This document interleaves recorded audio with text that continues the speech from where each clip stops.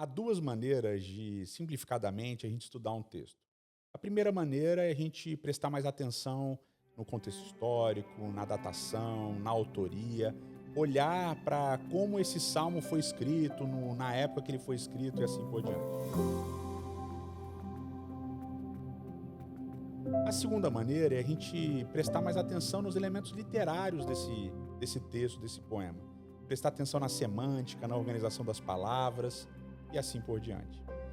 Quando a gente olha para o Salmo 18, por exemplo, e a gente aborda ele num aspecto mais histórico, usando, por exemplo, quem sabe, a crítica das formas, alguns estudiosos vão chegar à conclusão de que esse salmo ele é um salmo de gratidão real, ou seja, foi escrito por reis ou por algum rei. Essa crítica da forma, ela trabalha das formas, ela trabalha basicamente usando fórmulas.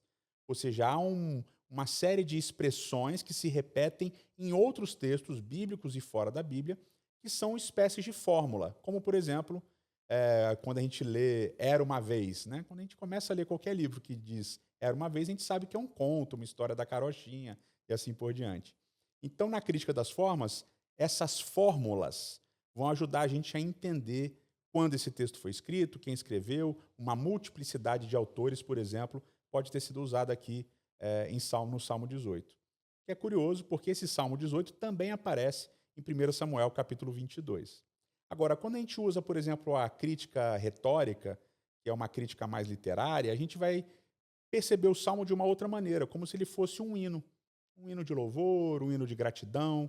A gente vai olhar mais para a estrutura das palavras, como elas estão organizadas dentro do texto, e a gente vai chegar a um resultado diferente. Usando métodos diferentes, nós chegamos a resultados diferentes. Isso é muito importante quando a gente vai estudar um texto bíblico. Dependendo da maneira como você estuda o texto, você vai concluir coisas, obviamente, diferentes sobre esse texto. Mas o livro de Salmos, que você assiste essas meditações todo dia, você assiste para enlevo espiritual. Por isso, a mensagem do Salmo 18, ela continua sendo aquela que a gente tem visto nos últimos dias. Apaixonar-se por Deus, apaixonar-se pelas obras de Deus e pelo que Ele faz na nossa vida.